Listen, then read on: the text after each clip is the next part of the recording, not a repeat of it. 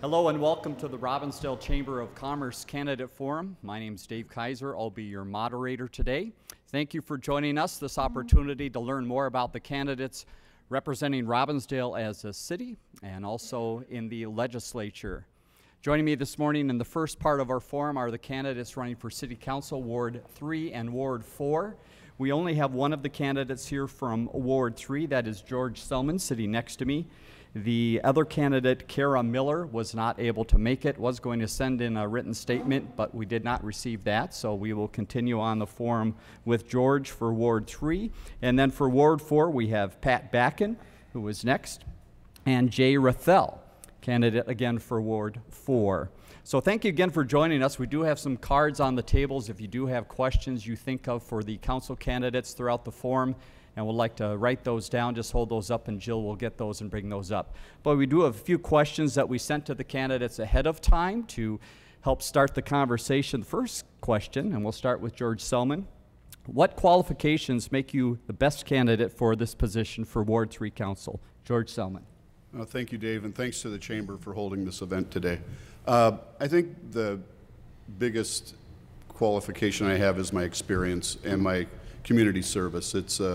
It's taking care of my beloved Robbinsdale and making it a great place for my children and my grandchildren who all live here is obviously more than casually important to me. And having the opportunity to direct the future of the city is something I really cherish, and I take that responsibility very seriously. Thank you. And again, George Selman running for Ward 3 City Council along with Kara Miller. Ward 4 Council, same question. We'll begin with Pat Backen. What qualifications make you the best candidate for this position? Thanks, Dave. And thanks again to the Chamber for us. The lunch was fantastic. Tina, wherever you are, it was great. So again, I think like George said, George is sort of the king of service in Robbinsdale, and I think I sort of followed his footsteps a little bit at least. But I've been involved with a lot of organizations here in Robbinsdale, met a lot of people throughout Robbinsdale during that time, and I think the bottom line is always just my love for Robbinsdale is one of my best qualifications. I love this city like no other, and something that I never would have believed when I moved here 20 years ago, but it's true. And so with that, and then just the experience over the last few years that I've gained helping run the city. So, thanks. Thank you, Pat. And Ward 4 candidate Jay Rathel. Again, the question is, what qualifications make you the best candidate for this position? Hey, folks. Thanks, everybody, being here. I would say the best qualifications is I want to make our community tighter. I want to increase education for the community, increase civil engagement. I also want to invite all of you to the table. When I say that, I want to make it inclusive for people to come to City Hall and share their concerns and comments, things like that. And I've been here for a couple of years. I have 2 kids. I love Robbinsdale, and I'm not going anywhere anytime soon. Thank you much. Thank you, Jay. Second question, what has the extent of your campaigning been this year? And Pat, we'll begin with you. Always the fun time of the year campaigning. Yeah, Pat, the extent of campaigning. Yeah, I've spent a lot of time reaching out to people, talking to folks, just one-on-one through Facebook messages, and I've got some signs placed, but it's really just conversations with folks primarily so far. Jay, same question, the extent of your campaigning? Literally everything. Facebook, I have a website. I've been door knocking like crazy, trying to get folks just educated on what's going on. A lot of folks don't seem to know we even have an election going on or which ward they live in, so I've been doing a lot of that, pushing education pieces. I have signs. I'm open. I ask people to email, call me, text me. If I don't answer, I will try to find the answer, so I'm really trying to be a resource for folks in the community. And that is all. No phone calls, just door knocking. Very good. Thank you, Jay. And George, what has been the extent of your campaigning this year? Well, for me, the campaign actually started during the Whiz Bang Days parade, where we had the re-elect George Selman for the 3rd Ward and float entry, or parade entry. We weren't a float, but from there we expanded to I think the next thing was the CCX 45 seconds to meet the candidates that they play and broadcast during their news. If you haven't seen those, they're available on their website, and I think they're pretty helpful for folks. And then door knocking, I've got about, I think I'm up to 55 signs out in my ward, and climbing, I've got some more to add later today. I have one if you want one. And It's just a matter of when door knocking, talking to people, and attending everything I can. Juanita Hoff does her Northwest Cities Politics interview opportunity. I was honored to be a part of one of those roundtable discussions, and it went very well, and that's probably about it. Social media, a ton, but. We have a few questions coming up about the city budget, but we'll first start with, and Jay, we'll begin with you. What are your top priorities for the city of Robbinsdale? What would be top 1, 2 priorities? Education, education, education. Like I was mentioned before, a lot of folks just do not know what's going on in Robbinsdale. And if you don't know, you don't know. So my goal is to try to increase education and communication. So if I get into the council, my goal is to have monthly sessions on my own time to have folks come out. We could go to their house or a place like where we could work just to tell people what's going on in the community, get their feedback, and kind of go from there. So again, communication, education is my 2 main things. Thank you, Jay. George, same question. What are your top priorities for the city? I think the single biggest priority every year is our city budget and what we can, what services we can provide for the dollars that are available. And if we have to increase the dollars that are going to be available, what are we going to get for that increase? And we spend the entire year working on this in work sessions and regular conversations before we really come to a conclusion that we're going to have to what percentage we're going to have to levy to the citizens and the businesses. The second thing would be development and the redevelopment of our aging city. Not everything lasts forever. I love the Historical Society when they post the pictures of Robbinsdale's West Broadway from the late 1800s or the early 1900s. And of course, it looks nothing like that today, and I think most of us are glad it doesn't. I mean, some parts of it still exist, but it's, those are tough decisions, and they're decisions that really impact the city for, potentially 100 years. So you want to make sure you're doing them right, but at the same time, we have to continue to redevelop it and redevelop and infill gaps. We've got 2 great bookends with the 42nd and West Broadway and the 36th and France by the High V. We've got redevelopment on either ends of that. Now we just have to, over the generations to come, fill in the middle. Thank you. Pat, same question for you. What are your top priorities in the city? Well, clearly the budget is the number 1 thing that we deal with all year, and managing that to make sure that our resources are going in the right places, and just as George mentioned, that we're offering the services that people want. One of the things that we did last year was do a market study for all of our employees. We found we were a little bit lacking, and so we then did some market correction. And so that market correction, of course, is going to mean that we need to raise some more funds. And so over the next few years, we're going to have to very carefully manage our budget to make sure that we can honor our employees for the work that they do and be respectful to them, as well as manage the services that we offer to the city. Excuse me. Thank you, Pat. Now a few questions about the budget, since that was brought up. And the first question is, what is the future of the Robbinsdale city budget? As you look in your crystal ball, what do we see in the next 1 to 5 years for the budget for the city? George?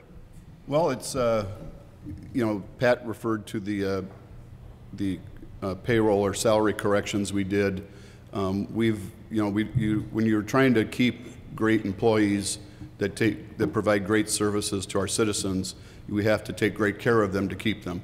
And the survey we did really exposed, in evaluating how we compensate compared to surrounding communities and other opportunities that these employees have. We really discovered that they were staying here much like many of us do because they love Robbinsdale, not for the pay they were getting, and we were finding it hard to attract people and occasionally losing people. So we did have to make up some ground, and some of this comes from the economic downturn that our employees were kind enough to stay static on their compensation for several years at a time, and as a result, that other cities did not, and they fell behind. And we're making that up, and it's going to take a couple of years. So the future, to answer your question, is that the taxes are going to go up over the next couple of years, and it's for good reasons. I mean, we added a police officer last year. We're adding another police officer in the coming year. You know, these are things that we feel our citizens want and that we believe we need. Thank you, George. Pat, same question. Future of the city budget. So George stole most of my answers, I think. So we do have to be careful that we manage that any new process, or any new projects that we take on are carefully vetted and make sure that they're going to be a very good bang for our buck. Adding a police officer, we are always looking to make sure that the safety and security of Robbinsdale is in a good place. So adding a police officer was certainly a big consideration this year, and it's just really going to be able to manage the number of projects we take on, I think, to make sure that that levy stays not growing too much. Thank you, Pat. Jay, future of the Robbinsdale city budget. These two obviously know a little bit more about the budget than I do. But what I say about the budget, like I've been preaching the whole time, you have to be intentional with your communications to the city. We can make changes all day long, but when they come and someone's like, why are we doing this? Why are we doing that? We don't know. We get that friction with the cities we have now. So I think we need to rebuild the trust with the community. I think we're lacking in that department. And that's what I have to say about the budget. But it is very important. We need to be more intentional how we communicate the budget, our decisions with the communities in the city. Thank you. Thank you, Jay. We do have a couple questions from the audience, and that will round up our city portion of the forum today. And it is a question about the budget. Pat, we'll begin with you. If you were forced to cut the city budget, what few things would you cut first in the budget? If you needed to cut, what would be one or two first things that would be cut? Boy, that's a very, very difficult question. I think that this, unfortunately, it's probably something in the parks budget. That's sort of the low-hanging fruit, not really a low-hanging fruit because we love our parks and we want to keep them up. But it's the least impactful, I think, to most people. Certainly the public safety budget we'd be very cautious about that, as well as road and street construction is also something that we'd be very careful about. Thank you, Pat. Jay, same question. If you were to cut one or two things in the city budget, what would be the first one or two things to be cut? I would say whatever the most cost effective. So what can we cut that would not hurt us the most? Obviously, like Pat said, the public safety, that's probably something I would not touch. Parks does sound like a good idea. So it really comes down to what's cost us the most money, what can we get out of that would not hurt the city as most, and where can we kind of fill in the gaps? Thank you, Jay. And George, finally, that same question to you. What one or two things would be cut if something had to be cut from the city budget? Well, the easy answer is to cut the council and mayor's salaries.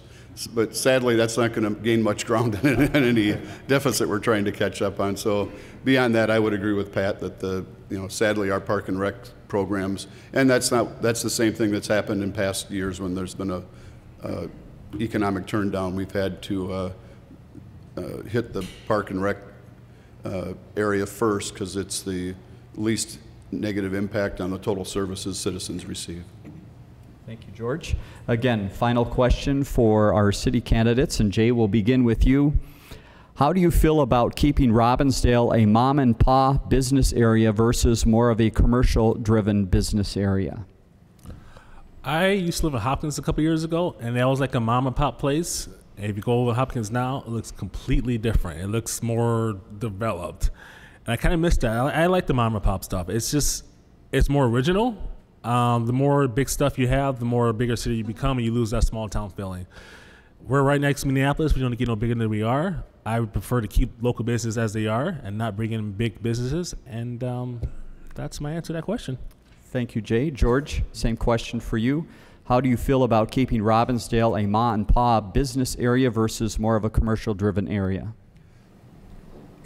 Really what the question is to me is the entrepreneurial spirit of the business owners and that structure. And I'm not a big fan, although I retired from the franchising industry, oddly enough, I'm not a big fan of big franchise chains. I think one of the nice things about Robbinsdale and quite frankly the Robbinsdale Chamber is I don't think we have any franchises except McDonald's, and they're an active member of the chamber, but in other communities that I've been in, the franchise operations really don't interact the way McDonald's does. And I think if we, when you look at the sole proprietors that run the businesses up and down the street, of which I am one, it's really important to us that Robbinsdale and the business community interact a lot with the citizens of not just Robbinsdale, but the region and the neighboring communities, because that's our market area. Thank you. And Pat, same question for you. Would you like me to read it again here? Lovely, yes. And one more time. How do you feel about keeping Robbinsdale a mom and pop business area versus more of a commercial driven area? So I think the local businesses and the local entrepreneurs, as George said, is probably one of the greatest things that we have in Robbinsdale. You know, I think I can walk down this street and step in and say hi to the owner of just about every single business. And I think that's incredibly important to certainly our downtown, but just our community in general. So I think any franchises that come in will have to be, we have to be very cautious about and very careful about. Not that we have a lot to say sometimes, but so yeah, I think it's absolutely where we need to stay, and what I would absolutely love to encourage. Thank you very much. And now we have a last moment for the closing statements, and we'll begin with again George Selman, candidate for Ward 3. George. Thank you, Dave, and thanks again to CCX for providing this broadcast coverage. The last 12 years I've been on the council have been an absolute honor. I have enjoyed so much of it, and a lot of people have different hobbies. I think being active in my community happens to be my hobby, and it's one I enjoy immensely, and I hope to continue for another 4 years. Thank you, George. And again, the other candidate in Ward 3 for Robbinsdale Council is Kara Miller. Ward 4, Pat Backen, your closing statement. Yeah, thanks to the Chamber again and to CCX for the coverage. I have absolutely enjoyed, just as George has, loved the last 8 years serving the city of Robbinsdale and the residents, and I absolutely look forward to the next 4 and ask for your vote. Thank you, Pat. And again, Ward 4 candidate Jay Rathel. Jay, your closing comments. Thank you, everybody, for coming. I appreciate it. Like I've been saying the whole time, my main goal is the community of Robbinsdale. I want to make sure it's good and equitable for everyone. And I use this quote all the time that says, we all do better when we all do better. And that's what I'm trying to accomplish here. So thank you. Thank you to the candidates. Please join me in thanking the candidates for being with us today.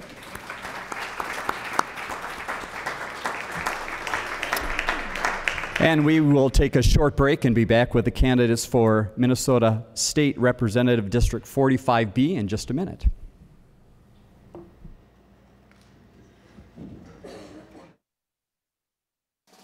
Local Vote 2018 focuses on the candidates that make key decisions close to home. As you decide how to vote for people who will represent you on your city council, on your school board, and in the state legislature, hear from the candidates themselves first. Whether it's a candidate statement on CCX News, local political forum, or election night coverage, you can find it all on CCX Media and ccxmedia.org.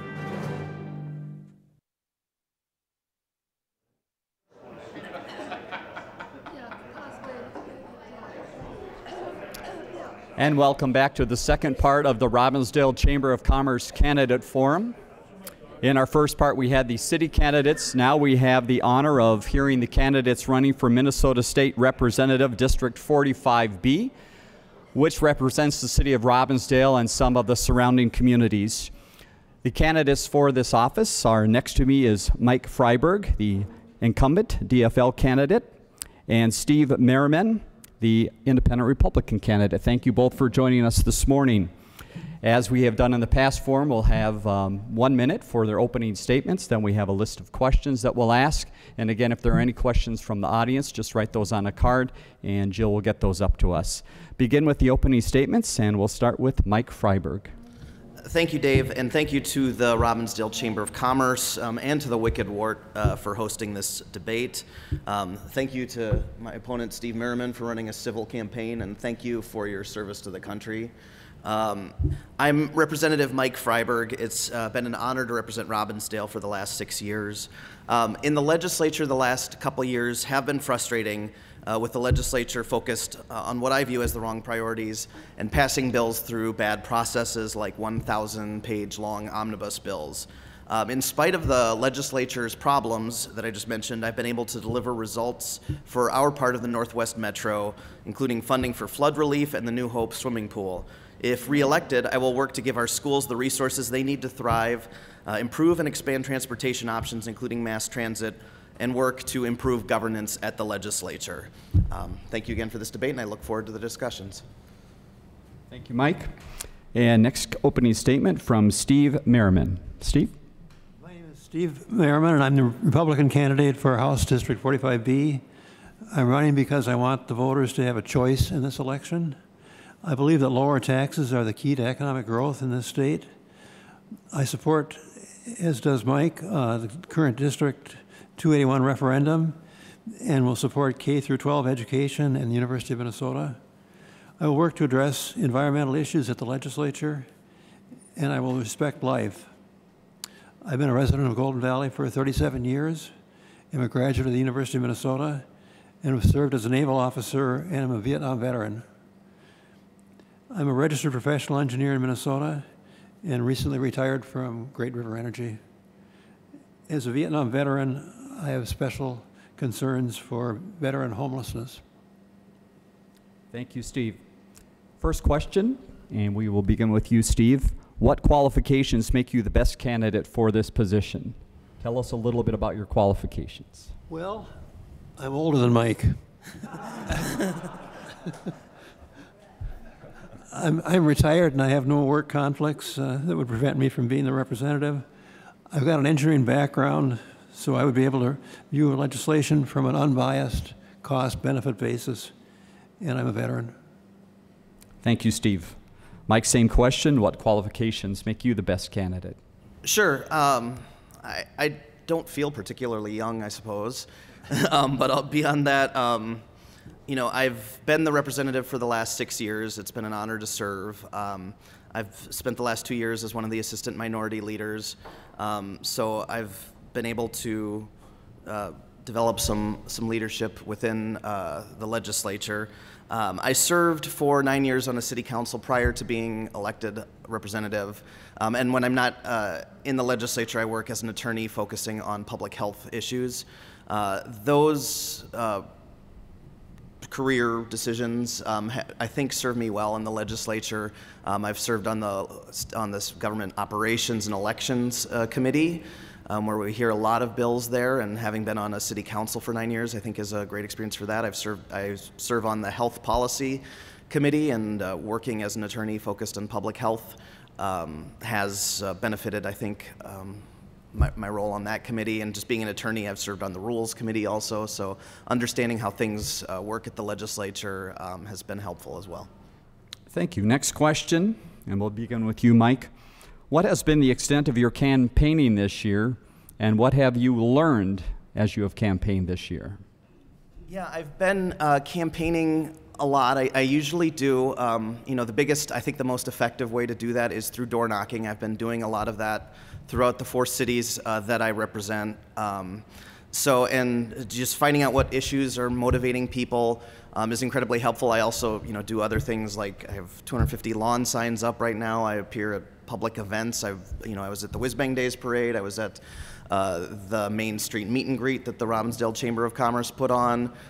You know, anything I can do to meet the people who have selected me to be their representative, I think is helpful, and I try to be responsive when I'm not just when I'm campaigning, but also as a legislator. Thank you. Steve, the extent of your campaigning, and what have you learned? Well, I've been done a lot of door canvassing, parades, emails, and direct mail to voters. Some of the things I've learned is that people are concerned about taxes that the state has and would like them to be reduced. Thank you. Next question, we'll begin with you, Steve, is what are your top priorities for the state? Well, my top priorities would be to support K through 12 education and higher education.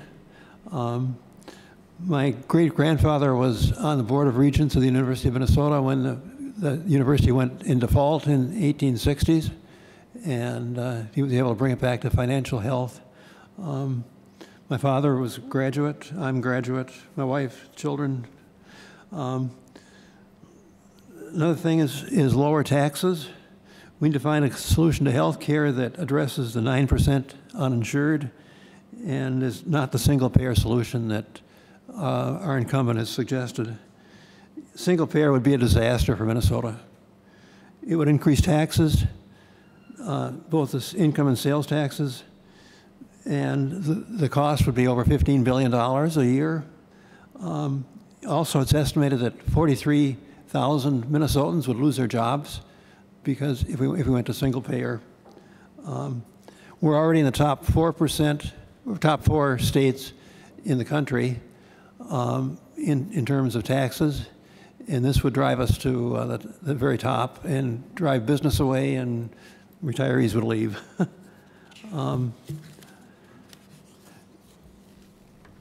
Another thing is, I think we should encourage environmentally favorable actions by utilities, businesses, and individuals. I personally have added solar power to my home and veteran support. Thank you, Steve. Mike, same question. What are your top priorities for the state? Sure. My top priority is education. My first term in the legislature, we created all-day kindergarten, universal voluntary all-day kindergarten. I personally benefited from that. I have 2 kids in the Robbinsdale School District. One is in kindergarten right now, all day, in fact. And so I think that's been a huge benefit to the residents of Minnesota, and it's something that I'm very proud of. I think we need to do more. I think the state needs to live up to the promise in the state constitution that everyone is guaranteed to a uniform level of public education. We need to provide resources to our school districts. I certainly support the Robbinsdale school referendum. I've been carrying that literature around with me in addition to my own when I'm campaigning around here. But it shouldn't be up to local taxpayers to the extent that it is, especially when you have some districts that have large property tax base, property tax wealth, and others where it's not quite as much. I mean, and I know the Robbinsdale district falls more into that category. I'm probably going over just on that point. The second issue I want to highlight is the issue of governance at the state legislature. It doesn't always generate as much headlines, but the last couple of years we've been seeing bills at the last minute, 1,000-page omnibus bills, very little time to read or discuss them, and I think we need to do a better job of just the way we govern at the state level. Thank you, Mike. And I should mention there is some campaign literature on the back table, so as you leave today, if you want to pick something up, you can certainly do that. One of the questions we had on our list, it also came in from the audience, and we'll begin with Mike with this question. Would you support light rail transit? If so, why? Mike? Yeah, I strongly support light rail transit, including the Blue Line / Bottineau line that will go through Robbinsdale. I just think we have too many cars on the road. Traffic here is terrible compared to other places. I think that would help alleviate traffic congestion. It would help the environment. It would help get people where they need to go, especially if they don't have a car. More and more young people don't have a car these days. So I've certainly done everything I can at the state level to support the Blue Line. I know right now there's some issues with the negotiations between the county, the Met Council, and the railroad over the right-of-way. So I'm hopeful that they will be able to get that back on track, so to speak. Sorry for the bad pun, but I'm hopeful that it will continue to move forward, and I'll certainly do everything I can to make sure that it does. Thank you, Mike. Steve, same question. Would you support light rail transit? If so, why? Currently, the Blue Line extension is on hold because BNSF has decided not to share their tracks and right-of-way with the Bottineau Blue Line extension to Brooklyn Park. I personally believe that light rail is too expensive. The cost is over $1.5 billion capital, and just to ride it, the cost incurred by the riders is $88 a ride. It doesn't benefit enough people to justify the investment, I don't think. I think buses and other methods of transportation are better. It also results in car and pedestrian deaths. We just had a death last week, pedestrian death on the light rail. And if I authorized it, I'd be responsible for those deaths, and I don't want to be that responsible. Thank you, Steve.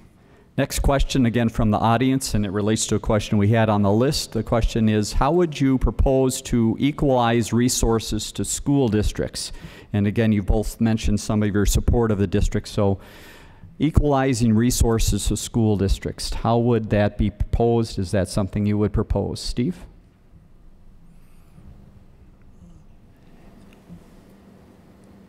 I think it could be done. I think what they're asking is, can the state provide more funding and less funding from the taxpayer on property taxes? So what we're shifting is income tax money versus property tax money.